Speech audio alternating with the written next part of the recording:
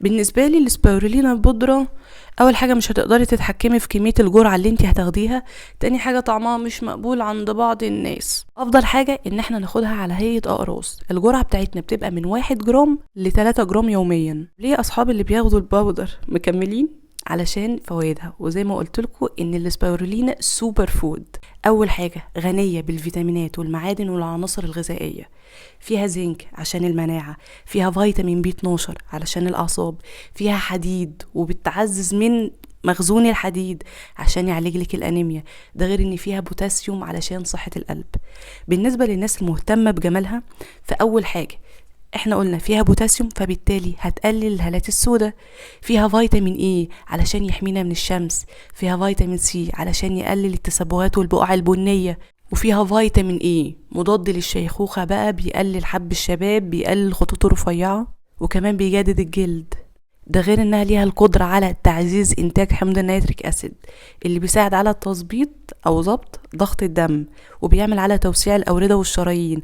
فبالتالي لو من الناحية الجمالية هنبص نلاقي ان حصل توريد في البشرة، انما من الناحية الصحية هنلاقي ان ضغط الدم بقى منتظم. انا بقى بالنسبة لي او بالنسبة لاي حد بيشتكي من اي مشاكل في الجهاز الهضمي، فالسبيرولينا تعتبر بروبيوتيك، بتعزز من البكتيريا النافعة، فبالتالي تحسين لجهازك الهضمي وتحسين للاداء الوظيفي للجهاز الهضمي عامة. وبتبقى مهمة قوي بعد اي كورس مضاد حيوي اخدتيه، لان اي كورس مضاد حيوي اخدتيه بيأثر على البكتيريا النافعة والضارة الموجودة في الجهاز الهضمي. فاحنا عايزين نعزز من صحة مناعة الجهاز الهضمي وتحسين البكتيريا النافعة، فعليكوا على السبيرولينا. ده غير ان السبيرولينا بتظبط مستويات السكر في الدم، فبالتالي بتدخل في المساعدة الفرعية لمرضى السكر والناس خاصة اللي عندها مقاومة انسولين. بتقلل من الكوليسترول الضار وبتقلل من الدهون الثلاثية. ده غير انها مهمة قوي للرياضيين، لانها بتزود من قوة التحمل وبتقلل من التعب الناتج عن التمرين، لانها بتساعد الجسم انه ياخد كمية اكسجين احسن، فبالتالي الاداء الوظيفي يتحسن.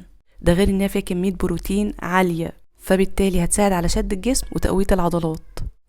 طب هل السبيرولينا بتساعد على تخسيس الجسم؟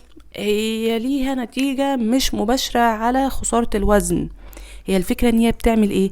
بتحسن من مخازن الحديد، بتخلي الحرق احسن، وعمليات التمثيل الغذائي او عمليات الايض او الميتابوليزم بتبقى افضل، فبالتالي زودت معدل الحرق.